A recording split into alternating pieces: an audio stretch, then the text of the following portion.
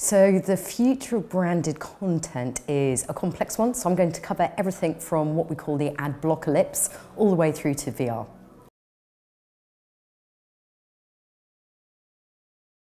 I think the issue with ad blockers that's affecting all of us who work within marketing, whether it's clients or agencies or media owners, is how to get around it and ensure that our commercial messages are being heard and, most importantly, are being appreciated by our readers.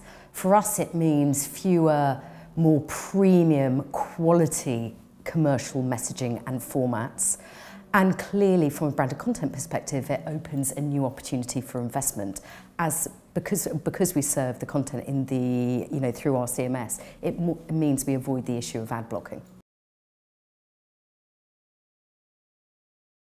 At The Guardian, we maintain a very clear line when it comes to ensuring that we protect the integrity of our editorials. So for us, we just recently launched 2 new types of labelling to ensure it's absolutely clear and transparent for our readers what is paid for content and influenced by a brand and what is editorially independent. So we've launched the terminology of supported by for independent editorial that a brand funds, and we've got new labelling called paid content, which signifies that it is influenced by a brand in some way. So it's really interesting for us that we built that on research, ensuring that we are as clear can be, to ensure there is no confusion, because our belief is that native advertising at its worst can hoodwink readers into thinking commercial content is editorially independent. I think the interesting thing when we look at the changing formats of branded content, there are now multiple different platforms where we can distribute our content. So for us, clearly, we have all of our own platforms, but increasingly we're distributing our content off platform, whether that's Facebook Instant Articles, whether that's AOL On, whether that's any of the other big tech players.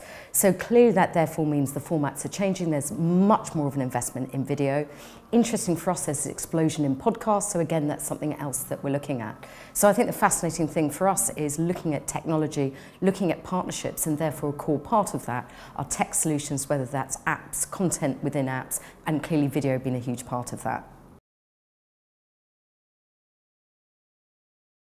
It really does depend on the nature of the brief. Sometimes we have clients and media agencies coming to us with a very clear creative idea that they want us as a publisher to then activate within editorial. Other times they give us, if you like, the brand proposition or the marketing challenge, and they look to us to come back with a bespoke solution. So it really is horses for courses. As I said, sometimes they're more prescriptive, and at other times we have a much freer brief, and then we will look at the best way of answering that brief in the right channels.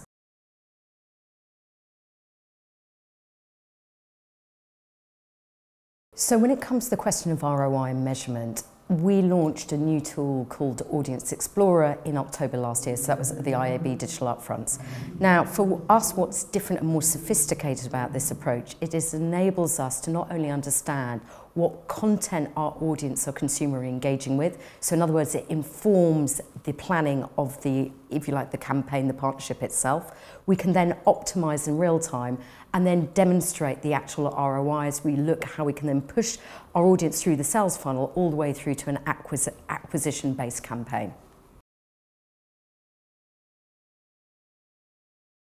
If I were to predict the future of branded content, I think for us it's all about the holy trinity of world-class storytelling combined with technology, in other words, distribution of platform as well as data. And that for us is the actual, if you like, the underpinning of the future of branded content. I'll go on to that in more detail.